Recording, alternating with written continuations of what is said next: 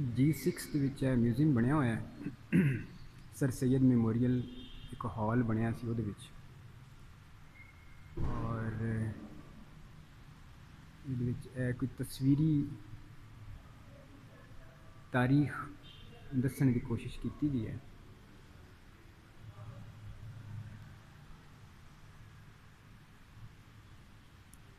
ਜਿਹਦੇ ਵਿੱਚ ਬਾਕੀ ਤੇ ਬਹਾਦਰ ਸ਼ਾਹ ਜ਼ਫਰ ਦੀ ਫੋਟੋ ਬਣਾਈ ਗਈ ਹੈ, ਆਖਰੀ ਟਾਈਮ ਸੀ ਜਿਹੜਾ ਉਹਦਾ।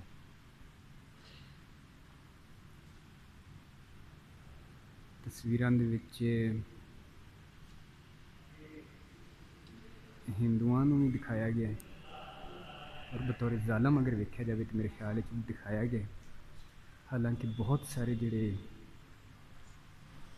ਹਿੰਦੂ ਸਨ ਉਹਨਾਂ ਨੇ ਅੰਗਰੇਜ਼ਾਂ ਦੇ ਖਿਲਾਫ ਮੁਜ਼ਾਮਤਾਂ ਵੀ ਕੀਤੀਆਂ, ਔਰ ਤਹਿਰੀਕ ਆਜ਼ਾਦੀ ਦੇ ਵਿੱਚ ਬੜਾ ਵੱਡਾ ਕਿਰਦਾਰ ਹੈ ਉਹਨਾਂ ਦਾ। ਲੇਕਿਨ ਅਫਸੋਸ ਦੀ ਗੱਲ ਇਹ ਹੈ ਕਿ ਸਾਡੇ ਇੱਥੇ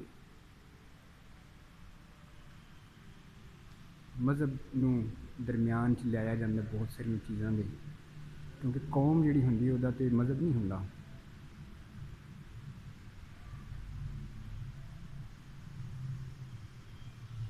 ਕੌਮ ਦਾ ਤਲਕ ਜਿਹੜਾ ਹੁੰਦਾ ਜੋਗਰਾਫੀਏ ਦੇ ਨਾਲ ਹੁੰਦਾ ਹੈ, ਔਰ ਪੂਰੀ ਤਹਿਰੀਕ ਪਾਕਿਸਤਾਨ ਦੇ ਹਵਾਲੇ ਨਾਲ ਵੀ ਜਿਹੜੀ ਤਸਵੀਰਾਂ ਦਿਖਾਈਆਂ ਗਈਆਂ ਨੇ, ਮੈਂ ਲੱਭ ਰਿਹਾ ਸੀ ਕਿ ਮੈਨੂੰ ਕੋਈ ਬਤੌਰ ਪੰਜਾਬੀ ਕਿਧਰੇ ਕੋਈ ਨਜ਼ਰ ਆ ਜਾਏ,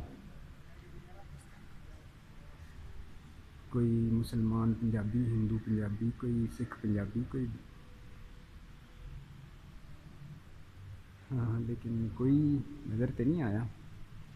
मैं देखो ना क्या एक स्पैशल लिखा गया कि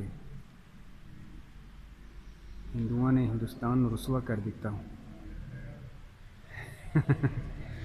ते बाकिया ने बड़े चार चंद ला दिते सन। मैं कहना कि तारीख जी है ना उन्होंने बतौर तारीख ही याद रखना चाहिए, वो मज़हब में इनवॉल्व नहीं करना चाहिए, क्योंकि हर मज़हब के मनण वालियां दे विच चंगे ते माड़े लोग होंदे ने। इस्लामाबाद म्यूजियम इस जगह का नाम है।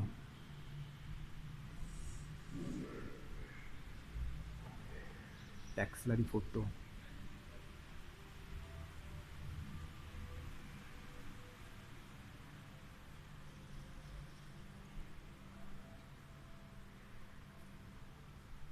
विचकार सर सैयद अहमद खान की फोटो लाई गई है।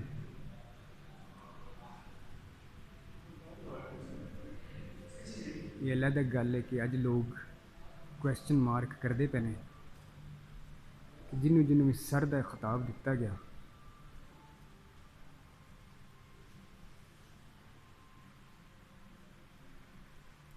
ये पिछे की लॉजिक है।